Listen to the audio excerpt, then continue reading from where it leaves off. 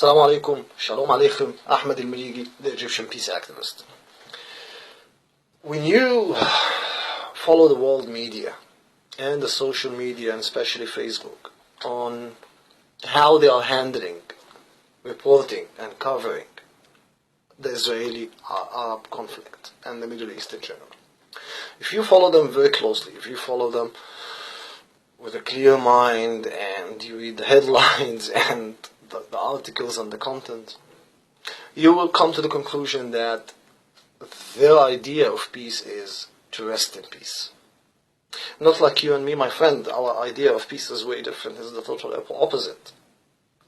Our idea of peace is to live in peace, is to find and have our inner peace and sanity, and move on, forgive and forget. We want to live in peace. We want to have our lives for our children, for our families. We don't want to stay at war. But the media and the governments, they are profiting from the war. The more bloodshed, the more profit they get.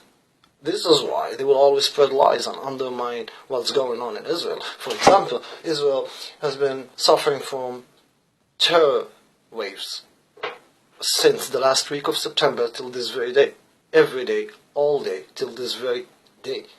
How the media is handling it? A fresh example. On February 3rd, Harder Kohanan, please remember the name. Harder Kohanan. A 19 years old Israeli police woman. But before she is an Israeli and before she was a police woman, she was a 19 years old girl who had her life ahead of her.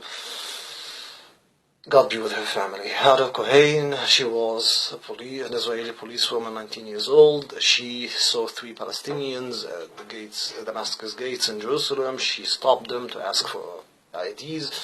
It turned out that the 3 Palestinians were armed to the teeth. They had submachine guns, knives, 2 pipe bombs. Again, submachine guns, knives, and 2 pipe bombs. Anyway, they shot her in the head.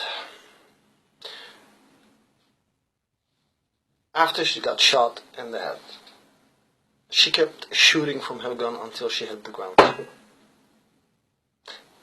She died shooting. For me, this is an honorable death.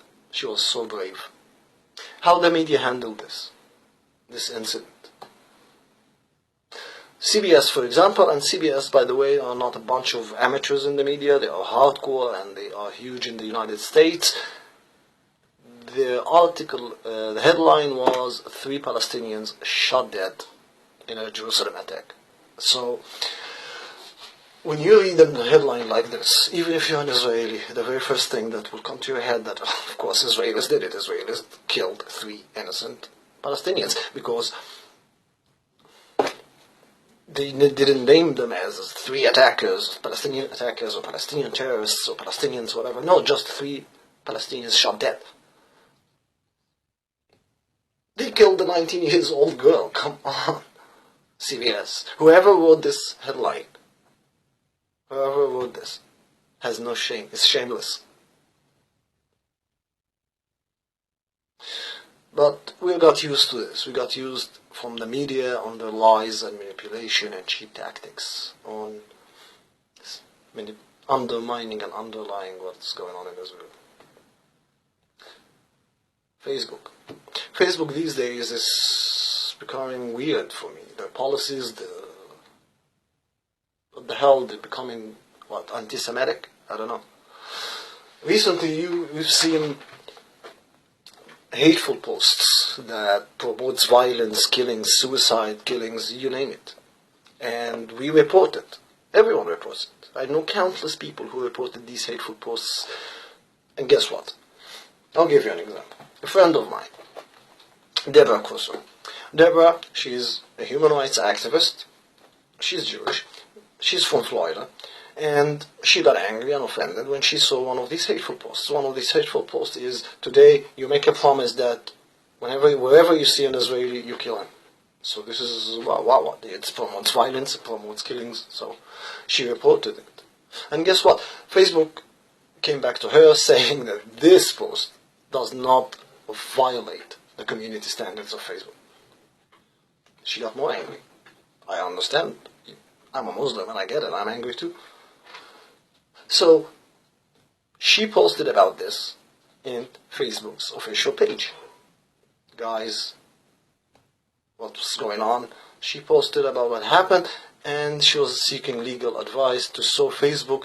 They took off the posts that she made, and they blocked her. Deborah got blocked not just from posting on Facebook groups, she got blocked from posting on her own page and her own account. Because she violated Facebook community standards. Deborah is the one who violated the community standards of Facebook, not the other way around. And when I thought about it so hard. What the hell is going on? Well, why? Then I started to realize, come on, what the hell? Facebook is all about profits. The market value of Facebook exceeds $100 billion. And it's all about advertisement.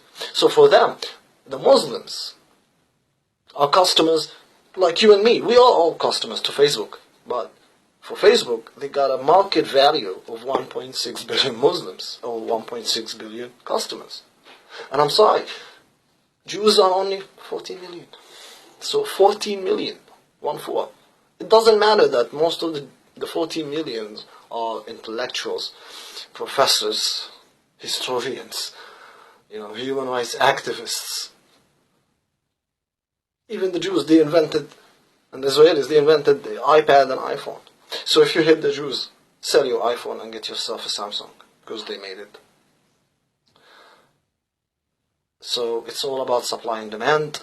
So it seems that Facebook will love me, Ahmad al-Maliki, if I became hateful, racist, violent, suicidal. They will not mess with me. Why? Because I belong to the market of the 1.6 billion customers. And it doesn't matter about the 14 million Jews. Come on. Anyway, probably I'm going to get blocked by the end of the night. So please share this video. Spread the message. I'm not seeking a popularity contest. Just share the video, because I'm going to get blocked, obviously. Share it and spread the truth and the message and awareness between the people. It's your duty now. It's your responsibility, as is mine. And for my most beloved friend, the one who loves me the most, Bad Zion Saskind Sachs, please, sweetheart, make me some falafel and stop the war, okay? And yes, make falafel and not wars. Thank you. Toda Rabba. Shukran. Assalamu alaikum. Shalom alaikum. Ahmad al-Maliki, the Egyptian peace activist.